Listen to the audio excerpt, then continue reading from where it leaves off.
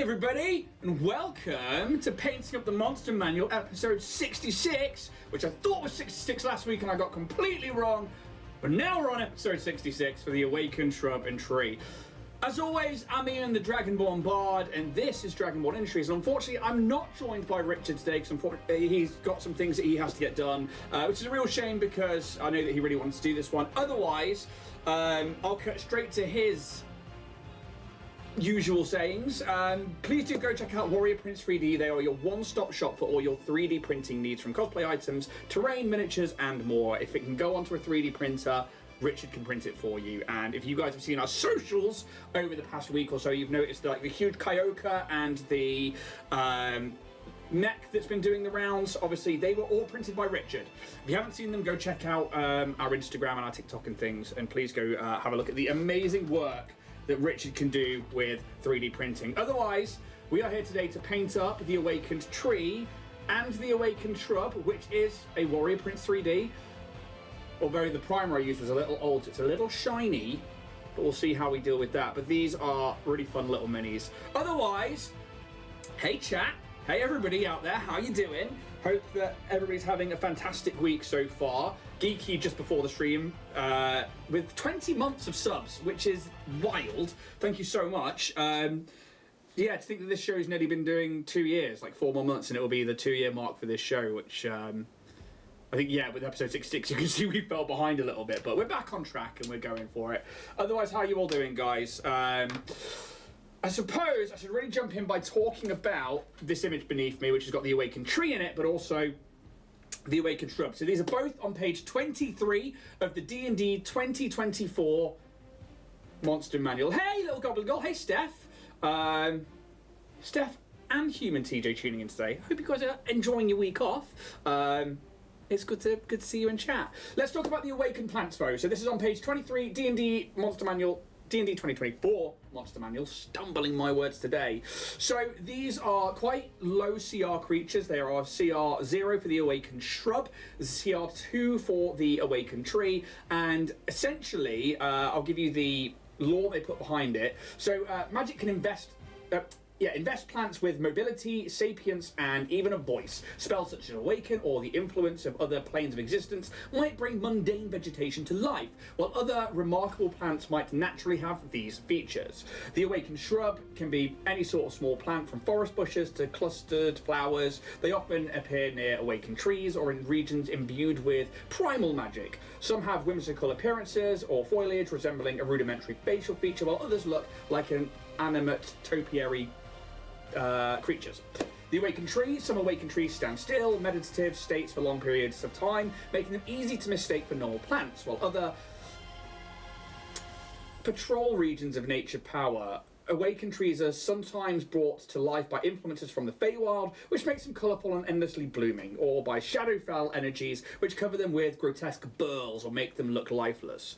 So already we can see that, you know, that's just in the lore on the tiny blurb at the top of the page. Hey Cyrus, welcome back in. Hope you're all doing well. And that's pretty much the lore that they give you, but I think anybody who's played D&D, anybody who's watched Critical Role, especially Campaign 2 with Henry Crabgrass, you're going to have seen awakened plants, awakened shrubs, awakened trees throughout many different campaigns. They are a staple of D&D, especially with things like Ents coming from Tolkienisms with Lord of the Rings, and probably from even before that. I mean, I probably don't know my lore as well as some other people, but yeah, the awakened plants are a huge thing. I think the spell Awaken, which we see with a lot of druids, which I know is a staple favourite of so many people for a class, being able to talk to nature and awaken trees to become things like familiars or companions as such, is a huge thing as part of the game. Otherwise, we are going to get straight to painting these up. I'm going to have 1 hour to try and paint both these minis, and it's going to be really simple today. I'm going to be dry brushing the shit out of these because Oak Brown from the Army Painter over black, I think, makes a tremendous wood effect. I really like it. It doesn't really need anything else other than that. I've used this many times on the show and in much of my other paintings of stuff, so yeah, that's going to be the majority of it. The leaves, I'm probably going to do them green, because the nice thing about this miniature from Warrior Prints 3D is that I could stick this down as another tree and another piece of terrain, and I would quite like those awakened trees to blend into the majority of what I've all ready, got. So, let's have a look. So, hi, I am, sorry says, I'm in a campaign and got a pet duck and zombie. Okay, my zombie can ride my duck, and he's a large creature. Damn. Duck jockey! Afternoon, the personalities combining. Oh, followers goal met. 210 followers. That's awesome. Hey. Right, I'm going to set a timer, and we are going to head off. So I've got 1 hour. Let's go. So, while I take the oak brown and start putting that onto the minis, let's talk about the stat blocks of these creatures. So we're going to start with the Awakened Shrub, which is a small plant of a neutral alignment. When we talk about the big three, and I'll say this every single time, the big three being armor class, hit points, and damage dealing potential. These are what I believe make a creature balanced, or acts as the balance for the creature or for an encounter.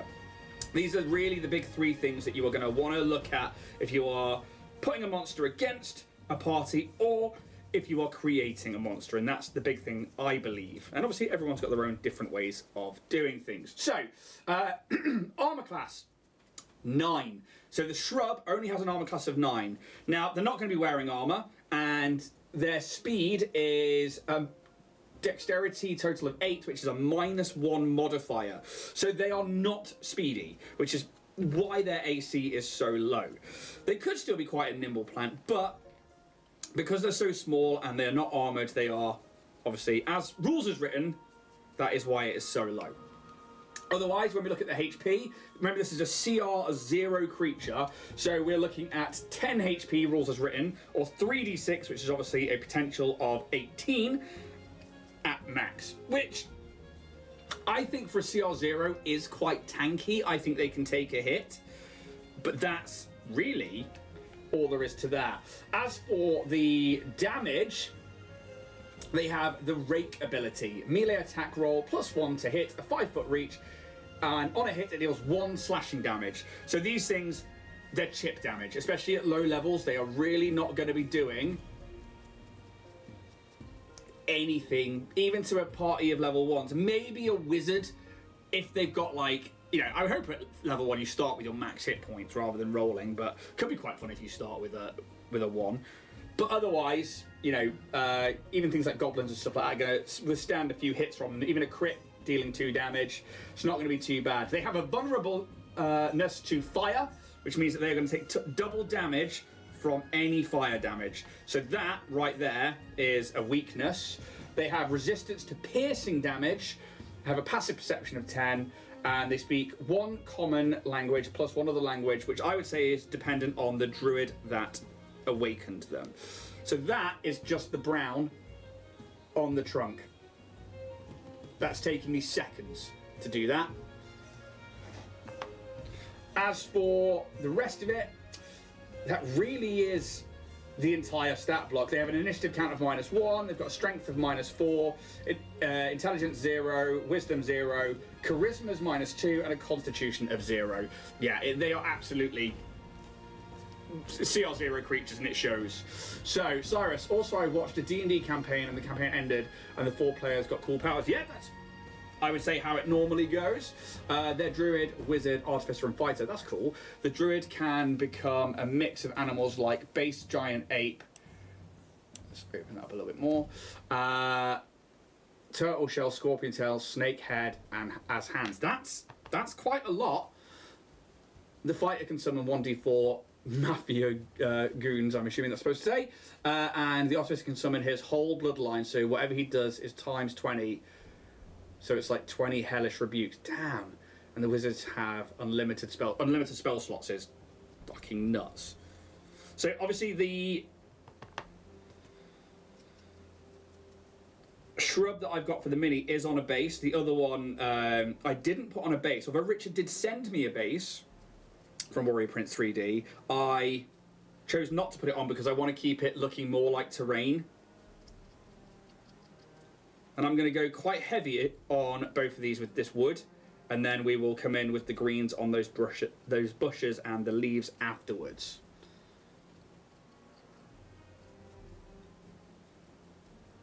Right. Because I want the ground to be quite muddy as well. So again, the brown going on there. So let's talk about the Awakened tree itself as well. So obviously we saw the Awakened Shrub was a CR0, and all in all, doesn't overly have all that much going on for it. As for the Awakened tree, this is a huge plant with neutral alignment. It has an AC of 13. I think for a CR2 creature, I think that's kind of low. I think, you know, if you had an average party of CR2, you probably have at least, with your best weapons, at least a +4 to hit. So I think as long as you're rolling a 10 upwards, you're hitting every time. So it's an 8 upwards realistically. Oh, sorry, 9 upwards realistically you're going to be hitting. So more than half the time you're going to be hitting this creature. They have a HP of 59 or 7d12 plus 14. Now that, I think, is very tanky for a CR2. That is quite a bit of damage. You're going to need to get your barbarians up close, your melee classes up close, and you're going to have to get your wizard casting things like firebolt and stuff, because that is going to be vulnerable to fire again. So I think that HP, that is where the tankiness is, the big one of the three, as we say. I'm just going to try and find a drier brown. Okay, so I'm going to grab Onyx Skin. This is a slightly cooler brown. I'm going to throw that as the highlight over both of those creatures. As for its speed, it has a 20-foot, and so does the Awakened Shrub, actually. So they both have a 20-foot movement speed.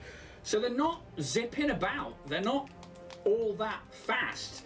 And that's fine, I think, especially when we look at character movement stuff and the fact that these things are walking around essentially on their roots. I think that's absolutely reasonable. As for the damage potential, the slam with the tree is a melee attack of +6 to hit, and it has a reach of 10 foot, so it's got that reach, which means a bigger threatened area, and it means it can reach across and get people who think they might be out of danger. Then we have, damage-wise, it's 3d6 plus 4 bludgeoning damage. Again, that's not bad. I think for CR2, if we consider it again something like a sorcerer, a wizard, which only has a d6 to roll plus its con modifier, at level 2, you know, they could potentially only have 12 hit points max, or say if they put everything in con and they had a +4 in there, then maybe they could survive 2 crits. But I mean, 3d6 is quite a bit of damage for that level of creature, I think. So yeah, big on the HP, big on the attack, but low on the AC for the triangle of balance. As for everything else, so we see that vulnerability to fire again. It has resistance to bludgeoning and piercing, so we've got an extra resistance on there, so we're going to take half damage to those. Passive perception of 10. Common language plus 1 of the language, which I would say is dependent on the person that awakened them, but isn't necessarily written in to be that. That's just how I would rule that. And then, as for the stat block, we have a strength of +4, which I think is absolutely right for a tree. Intelligence of 0, dex of -2, wisdom of 0, constitution of +2, and a charisma of -2. So I think as a base stat, these things are pretty obvious. And I don't think the Awakened trees and the Awakened shrubs are as powerful or as intelligent as an Ent. I think Ents are a completely different entity as it is, but something to bear in mind that you could have Ents and maybe a lower form of Ent is an Awakened tree, and we see that changing as they get older, and you could implement that in so many different ways, I think. What's everybody up to out there that's with us on Twitch today? Anybody up to anything exciting? And have you faced Awakened shrubs and trees before? So whereas I was quite heavy with the brown to go left to right, I'm making sure that I'm only really going in a downwards motion for the Onyx Skin, because I really want to catch those highlighted areas, especially with the face on the tree.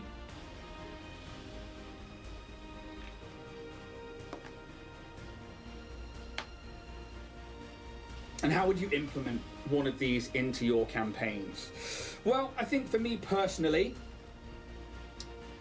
I've definitely had awakened animals and trees and plants around areas where there have been druids, because I think that that's something they would do. They would use plants and trees and stuff to act as a watch and a lookout. And I think with a home game that I ran, I had an evil druid who was essentially an eco warrior and doing it all for the right reasons, but had lost their way. And they used awakened animals and trees and plants as a way to alert them as for when people came near or if they had to deal with anybody in particular. It was their eyes and ears within the forest, and that's something that I really enjoy doing. I also like the idea of having it for random encounters where you can happen across things like awakened trees and plants. I might be able to find a piece of loot that a bandit or a thief has hidden away and not realise that there is an awakened being there. You could also use them as guardians of items. So I think with our D&D 2024 campaign, I had a sentient tree. Wasn't actually based off of one of these stat blocks, but I did have a sentient tree that guarded a staff of the woodlands.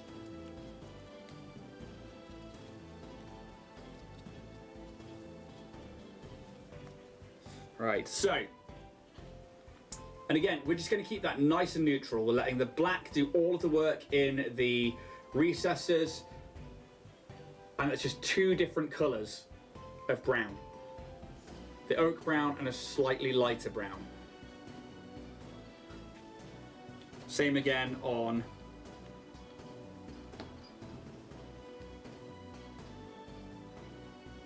the shrub.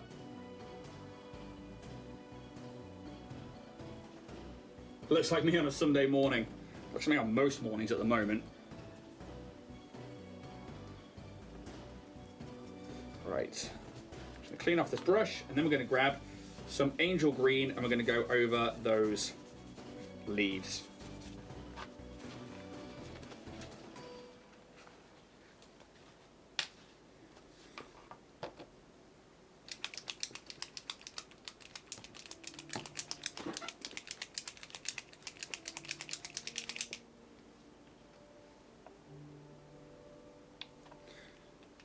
Don't need all that much, but I do need a slightly smaller dry brush just for the shrub's only really got one on its shoulder, so I want to make sure that that doesn't creep over too far onto the rest of this model. So I'm going to use a smaller dry brush for a more controlled area. And again, it doesn't matter that some of the brown's gone on it to begin with. We kind of want that to do some of that work. But we are just being careful not to get too much green on any of those branches. We want the colour on this one to eventually pop and be the point of interest realistically against what is going to be a majoritarily brown miniature in base. So already, that's the first layer. We will go to a second layer as well, but I don't need to right now. I'm going to wait. I'm going to get the other ones done with a slightly bigger dry brush on the tree, and then we will go from there. So we're going to grab this one just here. And these are makeup brushes, so I've not gone out of my way to go get artist opus or anything like that. It'd be nice if I could afford better brushes, but these are Poundland makeup brushes, and I swear by them. I think they're really good, they do the job, they're nice and soft.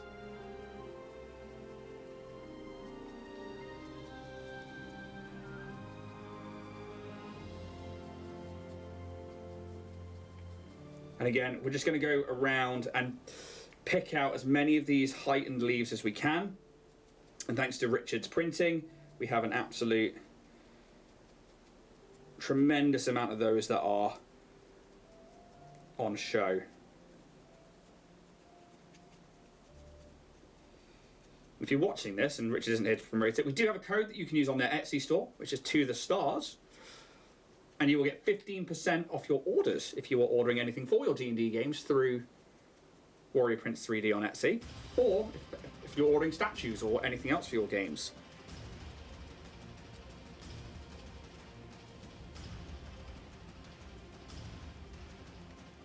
So already, and again, the black is doing the heavy lifting here, and we're just dry brushing that angel green over the top. Now, what went down just then? My thing pinged at me. Okay, I think we're okay. I think we're okay. So, I am going to go further with that green, but I could realistically say that that is tabletop ready for a piece of terrain. But we do want to go a little bit further and get it a little bit more detailed. So, we are going to go on a bit more of a journey. Right. So I'm going to clean off my brush, just to make sure I'm not leaving too much paint on my dry brushes.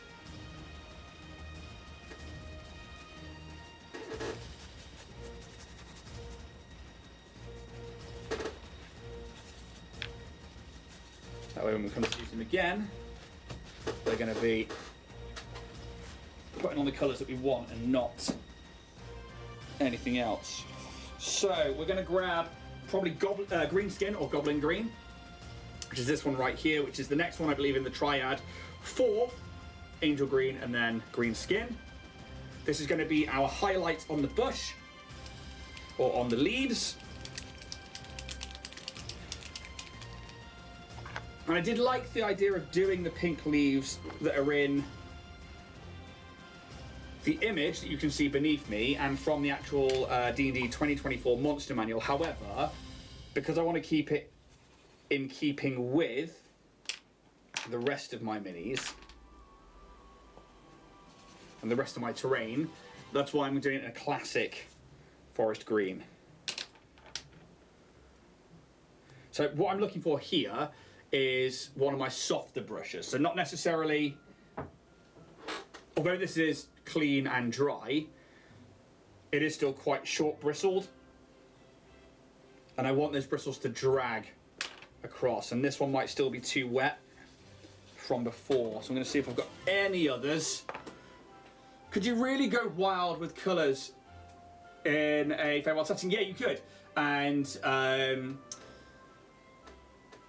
there are some that I have done that have like pink or purple leaves, but because of the majority of my trees being green, I am going to keep it quite plain and quite boring, and you'll all have to just imagine it if you're ever at one of my tables. But it is quite fun to go absolutely rogue with it. That one is lovely and soft. I always love the idea of like orange leaves and pink leaves and doing a mix of those across the table. That's very, very fun. So right there, I've still got too much paint left on the side of the brush, and you do have to be careful about that when dry brushing, just in case you end up with a big old wet paint streak.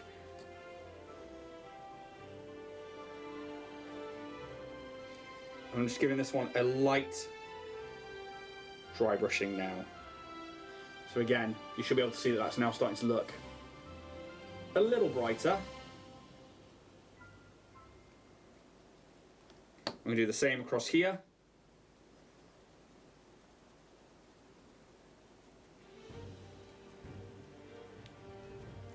I did consider as well starting with a blue and a purple on the underside and then bringing it up to a pink, but I figured I'd play it nice and safe today.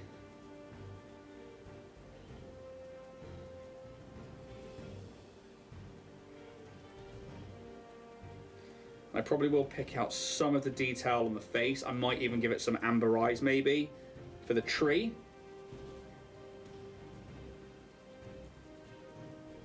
But I haven't decided yet.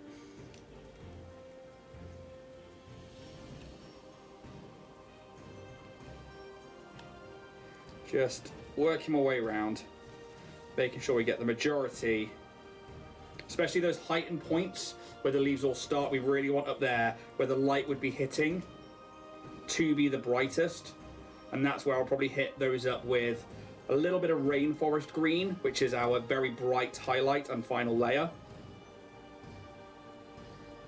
And as I said earlier, we really want the green to be the colour pop on this.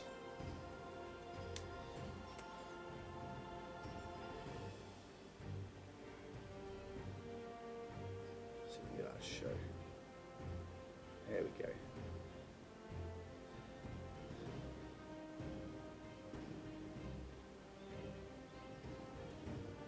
So, I will now grab that rainforest green, and this is a really bright green.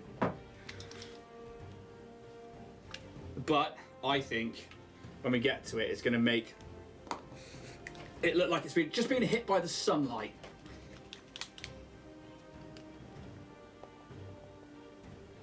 Don't need all that much, just need enough to hit those top areas of the canopy. I'm not actually going to wash off the dry brush this time. I'm just going to try and use up on my tissue here the majority of it. And then I'm going to bring this one around. I'm going to come in lightly across the tops of those domes.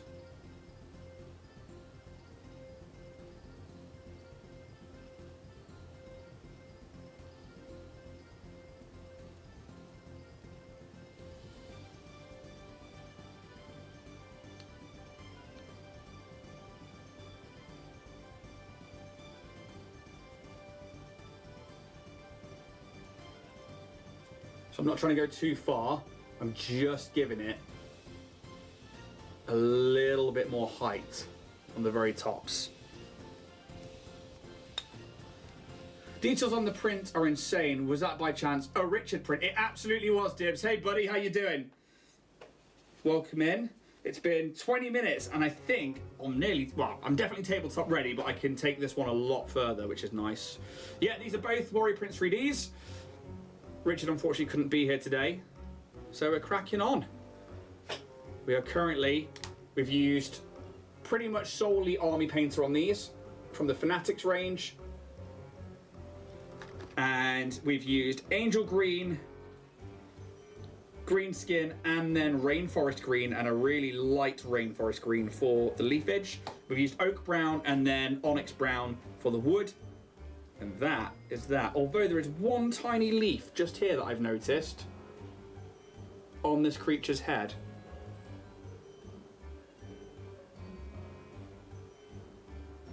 So I'm probably going to try and paint that up as well. So let's grab a regular brush.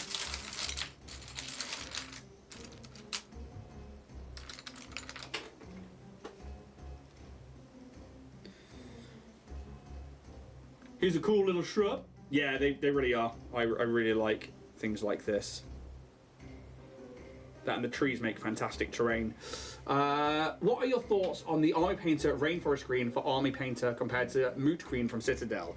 I really liked Moot Green for a long time, and it was like a go-to final layer for me on a lot of greens, but actually the Army Painter Rainforest Green has just got a bit more saturation to it, and I think is the colour that I look for when doing especially stuff like this. Just going to try and pick out some of those areas of the leaf on the head with the goblin, and then we're going to take that Rainforest Green, just hit the very tips. So there we go.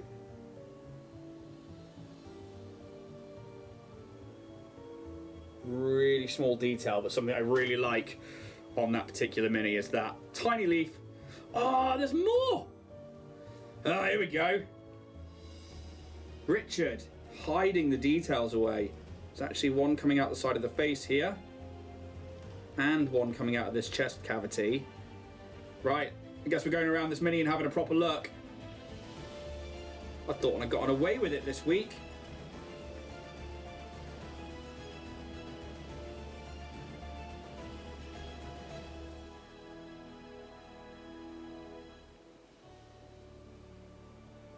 Okay. Luckily, they're really small and leaves are really easy to do. You just follow those leaf lines. There we go. Adds a bit more colour pop to that side of the Mini, actually. I think it's just those three. Just going to double check.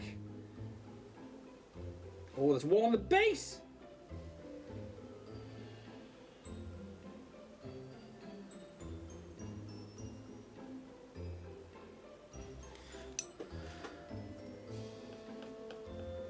It looks like it could be a Pokemon. It absolutely does look like it could be a Pokemon.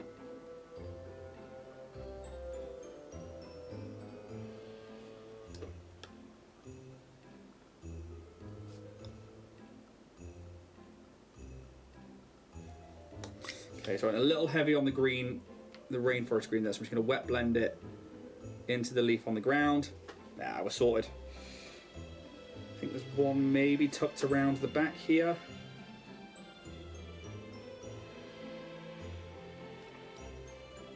Really, really hard to get at. It's all right. We got this. Last but not least, tiny hint of that green. And just knock it back. A little bit of water.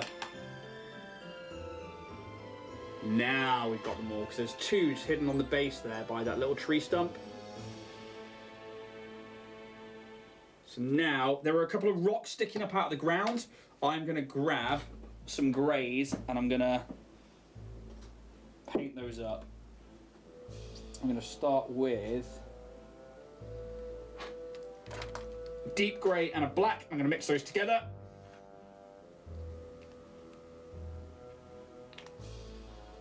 Hello, Dak. How are you doing? Today I'm painting up an awakened tree, an awakened plant, or shrub. Not to be confused with an ent. Different creatures. I was saying earlier that you could potentially implement an awakened tree or an awakened shrub as the origin story maybe of an ent. Right, just going to mix those ones up into a darker grey. And what I want to do here is paint the rock grey, but I want to wet blend it to the brown at the base.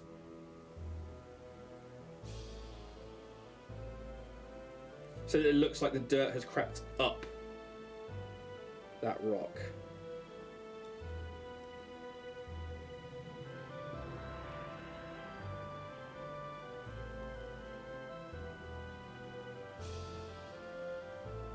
To do that, I am going to paint the whole thing grey on the rocks. I'm going to take my brush, take the majority of the water off it. I'm going to pull that grey from the base back to the top. Rather than painting down, I'm pulling that pigment away from the base and up the rock instead.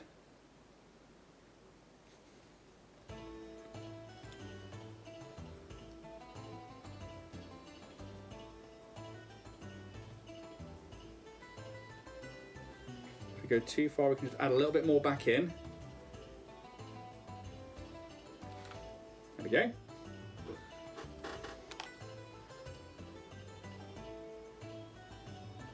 Look very wet for now, but when that dries it should be a nice blend of the two. I'm good, how are you? Yeah, I'm good. Looking great as usual. The minis, not me. Thank you very much, Dak. Yeah, I'm good. Tired. Very tired at the moment. Apparently sleep escapes me as normal, but we're all good. Right, pick up that brush. We are going to have a look at this awakened tree's eyes. Now I think I'm going to grab... I think I'm going to do something different. I'm going to grab this light ochre pigment dust. This brush right here is a Daler Rowney ground brush, so a graduate one. I don't have like expensive artist opus which look like that. This is literally a hobbycraft art shop brush. So we're going to grab this ochre. Because I think that the treant, well, it's not a treant, the eyes would be still wood, and maybe it sees in a magical way. So I kind of want that to reflect, maybe just by being a little bit brighter, but then having that dust filling the edges.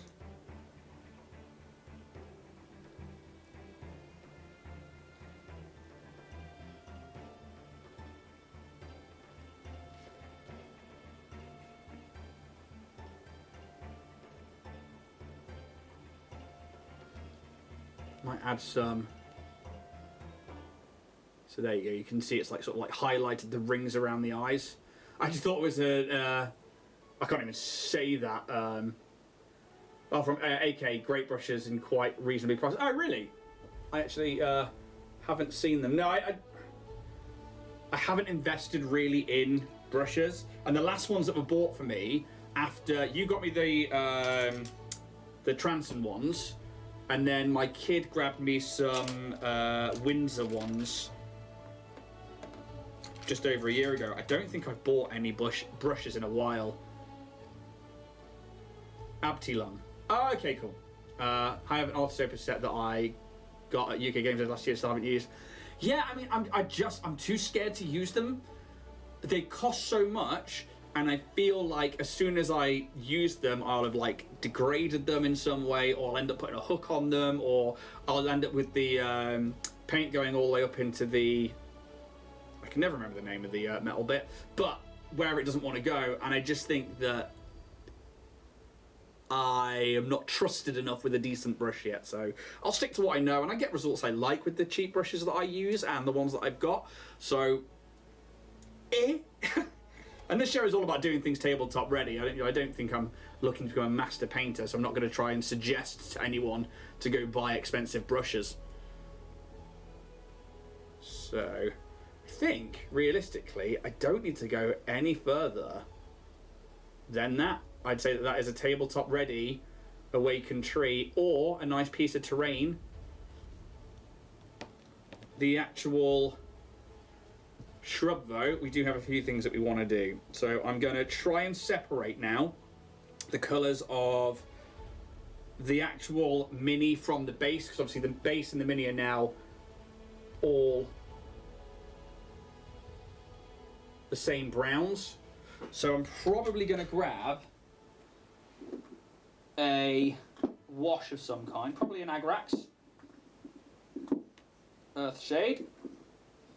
That way I can darken up and really bring out the recesses of the base, while also leaving the shrub as it is, because I'm happy with that.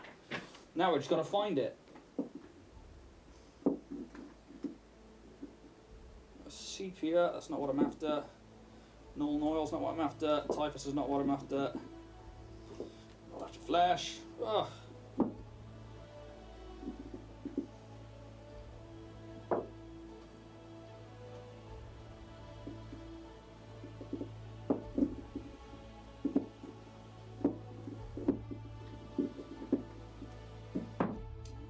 Skeleton horde. I overly want to. How have I lost that? Me too, I get told they will up my game, but I don't think my game is good enough for them, plus I kill brushes. Yeah, I kill brushes. Whereas like Richard, obviously, who normally does the show with us, as you all know, I think he is good enough to have really good brushes. The guy's insanely good at painting, and if you've seen any of his works over the past few weeks, it's fucking insane. But I just think I'll destroy them, and I don't think that's worth it for me. I would be a bad spokesperson for any brush company. I'm not going to say if any brush company doesn't want to send them out to us, I'll give them a go, but just be warned, I'll probably treat them badly. Golden Maple from Amazon. I'll have to double check if I've seen those ones before. But again, yeah, like the tension ones and the ones I can get from an art store absolutely do just fine.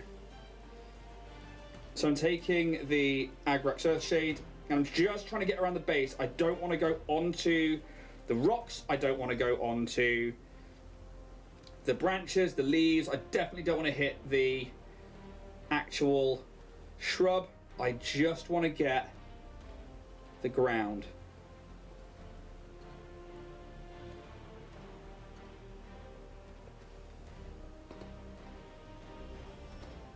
Anywhere it goes too heavy, I'm just gonna grab my brush and bring it back.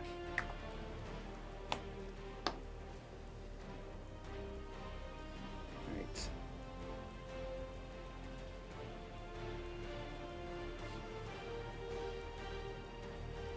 I'm just knocking back anywhere it could be a bit too heavy. And then as always, we're gonna finish it with a rimming. Someone make the joke. I'm gonna go black because it's a nice standard color that separates minis from terrain.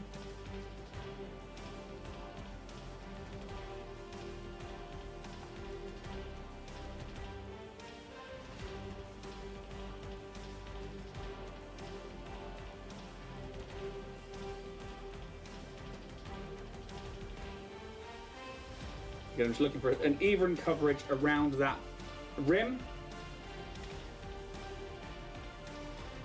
That.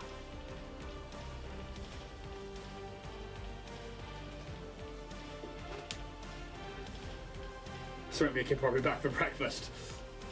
The ace rimming. Ace rimmer. That's it. That is the SHRUB tabletop ready. I really like Ace Rimmer, Debs, so no need to say sorry. But that's the SHRUB, all done. Got those little tiny pops of colour to one side. I'm trying not to touch the actual rim now in the base because that's still wet. Otherwise, that is that creature done of our 2 today.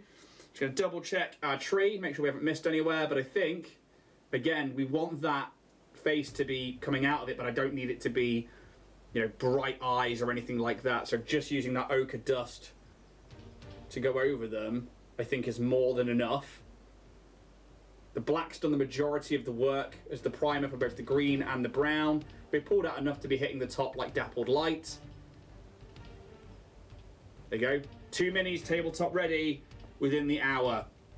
Thank you, Dibs. Yeah, I'm happy with those. I like things like saplings and awakened trees. They're nice and easy to do. They're basically terrain, but that's 38 minutes for the awakened tree and the awakened shrub.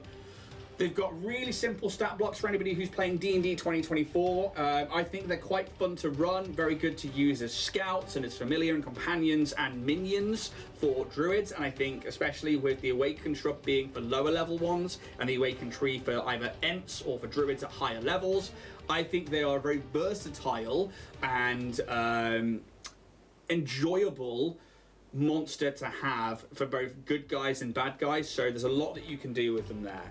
Otherwise, I will get pictures of these up onto our social medias over the next couple of hours. I'll try and get this video up onto YouTube, and if you're watching on YouTube, hi. If you're not already, click that like and subscribe button, please. We are pushing our way to the 1,000 subscribers, and yeah, we're getting closer and closer each day, so thank you so much.